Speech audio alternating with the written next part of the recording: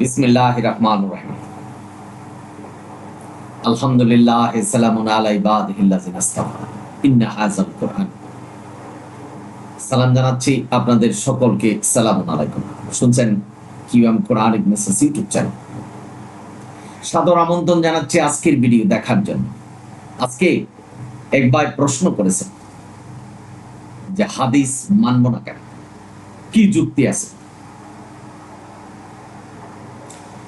ধন্যবাদ আপনাকে। কোরআন ভিত্তিক উত্তর দিচ্ছি এবং তুলনামূলক আলোচনা করছি কোরআন কি বলছেন এবং আমাদের মোল্লারা আমাদেরকে কি শোনাচ্ছে। আপনি প্রশ্ন করেছেন যে হাদিস মানবেন না কেন। এর খুব সংক্ষিপ্ত উত্তর হলো, আল্লাহ হাদিস মানতে নির্দেশনা দেয়নি। কোরআন হলো আমাদের জন্য নির্দেশনা, সুতরাং এই নির্দেশনার মধ্যে হাদিস মানার কোন নির্দেশনা আমাদের দেয়। আল্লাহ কোরআনকে হাদিস বলেছেন। আল্লাহ বলেছেন যে আমার চেয়ে কে জ্ঞানী, সূরা নিসা, যে তারা হাদিস লিখবে এবং কোন হাদিস তোমরা মানবে। অর্থাৎ আল্লাহ এখানে সুস্পষ্ট বলছেন যে আমি যে হাদিস রচনা করেছি অর্থাৎ কোরআন, সেটা ছাড়া তোমরা কোন হাদিস মানবে। তারপরে এই কথার পরে একটি মুসলমান যার ভিতরে ঈমান আছে, সে যদি আল্লাহর এই কথাকে অগ্রাহ্য করে অস্বীকার করে হাদিস মানে, সে পথভ্রষ্ট হবে, সেটাই সত্য। ভাই বোনেরা, আপনারা যারা শুনছেন, আপনাকে বলছি যিনি প্রশ্ন করেছেন, কোরআনে এমন কোন আয়াত আছে যা আল্লাহ বলেছেন যে হাদিস মানতে হবে?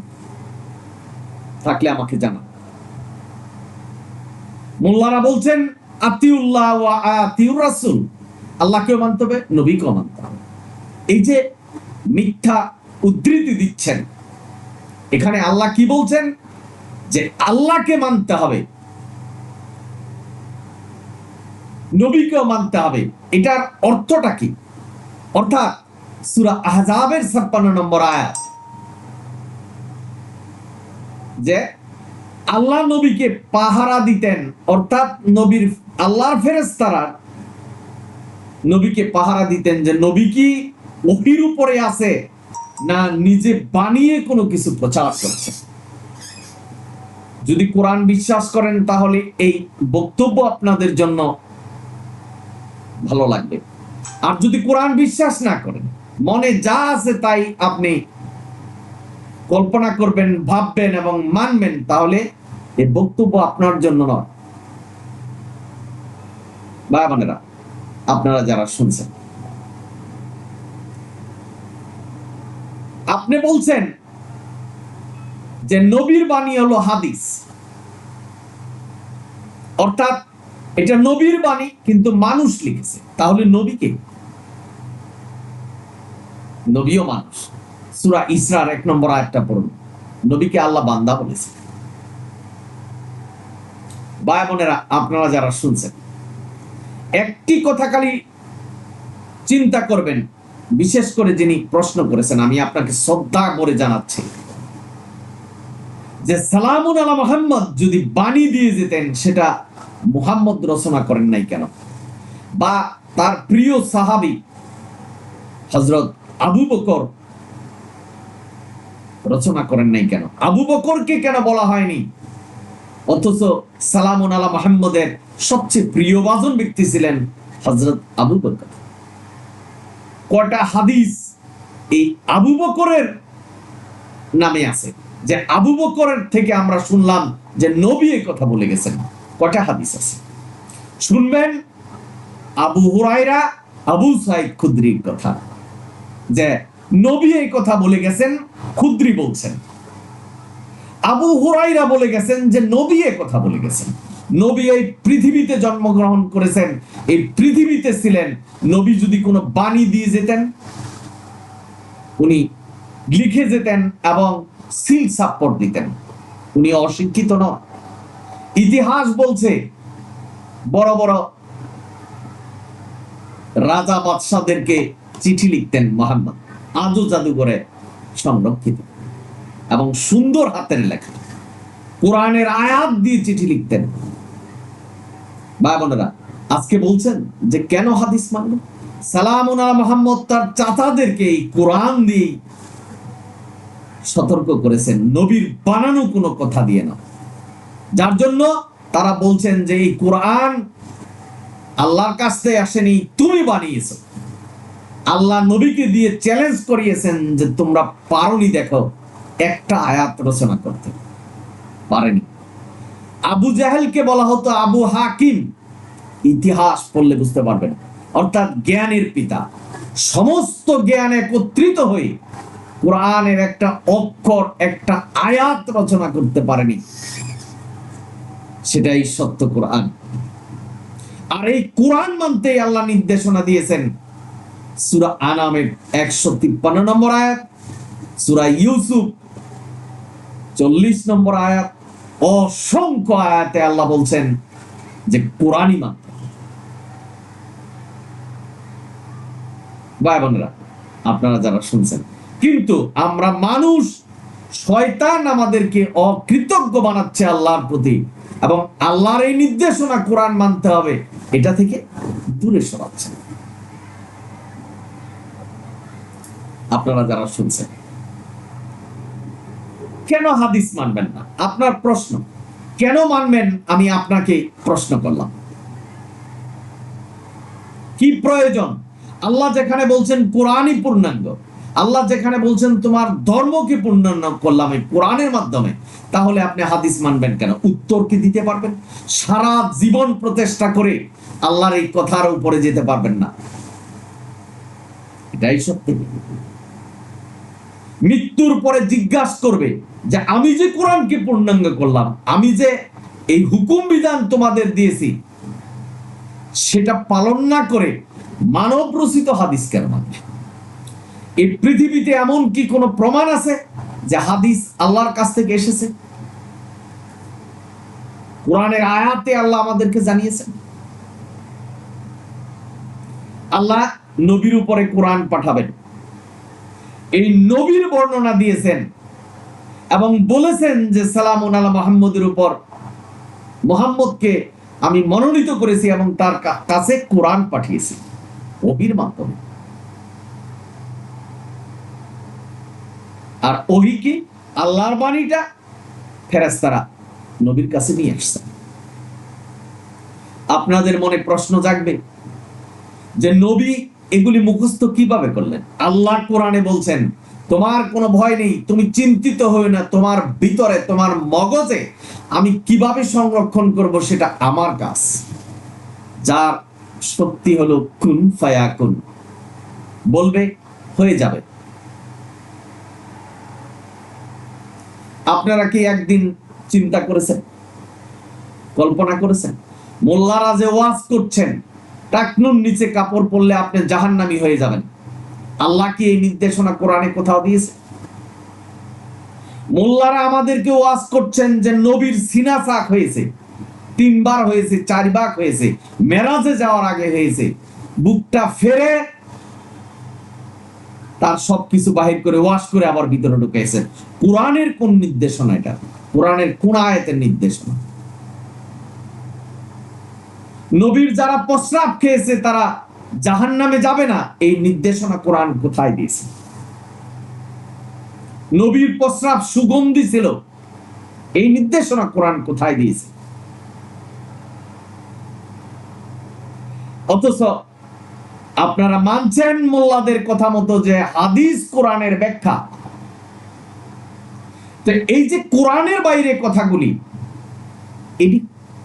এই সব শব্দ কোথা থেকে এসলো, কিভাবে পেলেন? কবরে যা প্রশ্ন করা হবে সেটা হাদিস বর্ণনা করলো কিভাবে, যেটা কোরআনে গুণ অক্ষরে বলা হয়নি? তাহলে হাদিস মানবেন কেন? আপনি যে বললেন যে হাদিস মানবো না কেন, আমি আপনাকে প্রশ্ন করছি হাদিস মানবেন কেন?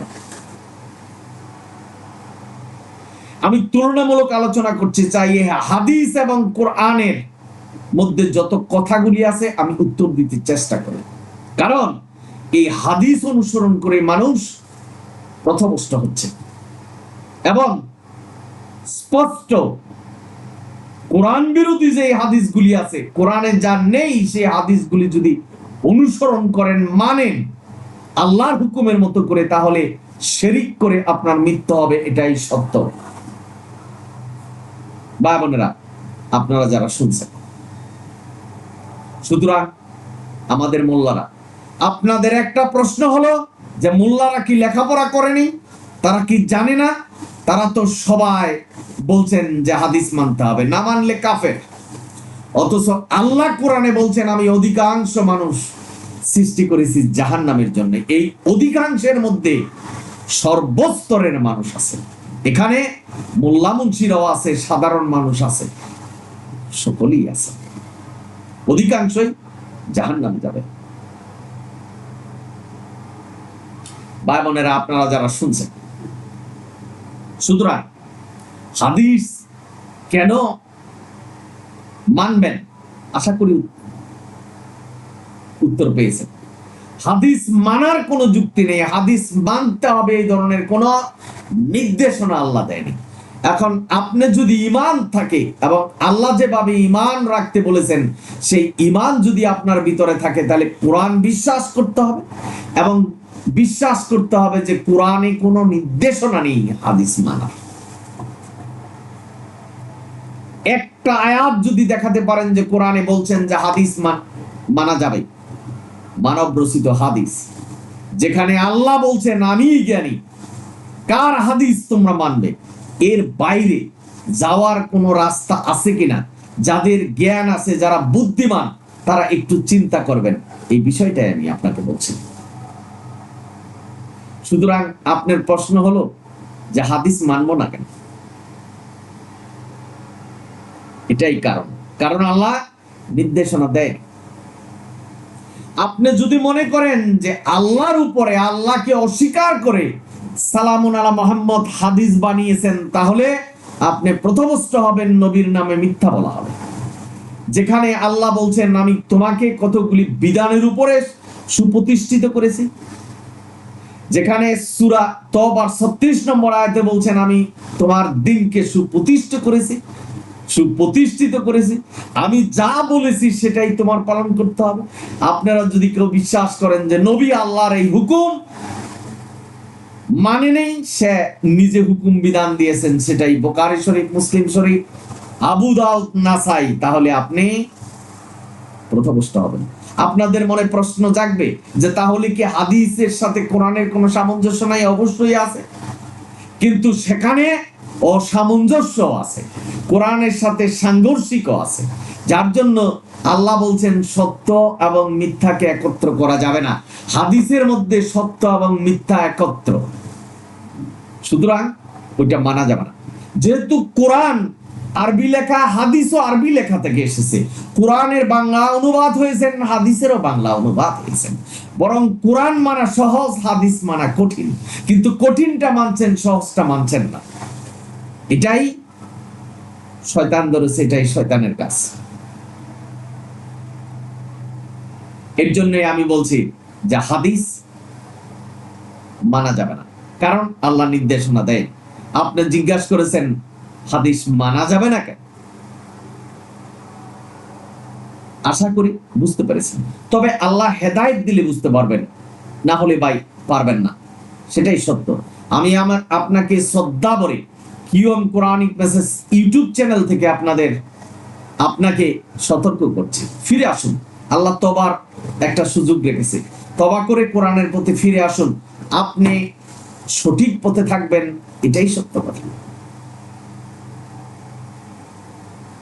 নবীর কাছে যদি ওহী আসতেন কোরআনের বাইরে, তা নবী এটা সংরক্ষণ করতেন কোরআনের মতো করে, এবং এই হাদিস আল্লাহ সংরক্ষণ করতেন, যেহেতু এই হাদিসও আল্লাহর কাছ থেকে যদি এসে থাকতেন, এটার মধ্যে জয়ীব জাল এগুলি থাকতেন না। লক্ষ লক্ষ হাদিস জাল তারাই বলছেন, আমি আর আপনি কি পারবো বাছাই করতে আমার এই হায়াতের মধ্যে যে কোনটা জাল কোনটা সঠিক? পারবেন না। সুতরাং যেটা সত্য, যেটাকে আল্লাহ বলেছেন সেটাই সত্য পথ, তুমি সেটাই অবলম্বন করো। জালিকাল কিতাবুল লা রাইবা ফি হুদাল লিল মুত্তাকিন, যে এটা তোমার রবের কাছ থেকে এসেছে, সত্য কিতাব, কোনো সন্দেহ নেই। তারপরে আপনি যদি এই কোরআনের বাইরে চলে যান, সেটা আল্লাহর বিরোধী হবে না হবে না, বিবেচনাটা আপনি করবেন। এখন আপনি যদি মনে করেন যে মোল্লারা তো লেখাপড়া করেছে, তারা তো এই কথা বলছেন, ভাই বোনেরা, তাদের লেখাপড়ার সিস্টেমটাই আলাদা, এটা বুঝতে হবে। কারণ তারা হাদিস সম্পর্কে পড়ছেন, হাদিসটাকে কোরআনের মতো করে মানছেন, এই হাদিস থেকেই তারা ডিগ্রি লাভ করেছেন, মুক্তি হয়েছেন, সবকিছু হয়েছেন। সুতরাং এই হাদিসকে ছাড়তে পারছেন না, এটাই বলছেন। কিন্তু একটা বিষয় বুঝতে পারেন নাই যে আল্লাহ কোরআনই মানতে বলছেন। ভাই বোনেরা, আপনারা যারা শুনছেন, সুতরাং এটা হলো চিন্তার বিষয়, গবেষণার বিষয়। যখন চিন্তা করবেন তখন আপনি বুঝতে পারবেন, নাহলে বুঝবেন না। কোরআন পড়তে হবে, গবেষণা করতে হবে, তাহলে বুঝবেন যে আপনি হাদিস মানবেন না কোরআন মানবেন। কোরআনকে আল্লাহ হাদিস বলেছেন, এই আল্লাহর হাদিস মানতে হবে, মানব রচিত কোনো হাদিস মানা যাবে না। যেখানে মোল্লারা বলছেন যে হাদিস কোরআনের ব্যাখ্যা, আল্লাহ ব্যাখ্যা করে দিয়েছেন কোরআন, আমি যদি ধরে নেই যে হাদিস কোরআনের ব্যাখ্যা, যেটা কোরআনের নেই সেটা ব্যাখ্যা করলো কিভাবে, এই একটি কথা খালি চিন্তা করবেন, তাহলে বুঝতে পারবেন। কিন্তু ভুল চিন্তা করবেন না। আমি একটা ভিডিওতে বলছিলাম যে একটা গোয়াল ঘরে গরু শুয়ে আছে, চিপা দিয়ে লেজটা বাহির হলেন, পাশ দিয়ে যাওয়ার সময় যদি আপনি কল্পনা করেন যে গরুটা চিপা দিয়ে ঢুকলেন, লেজটা ঢুকলো না কেন, তাহলে সারা জীবনের সমাধান পাবেন না।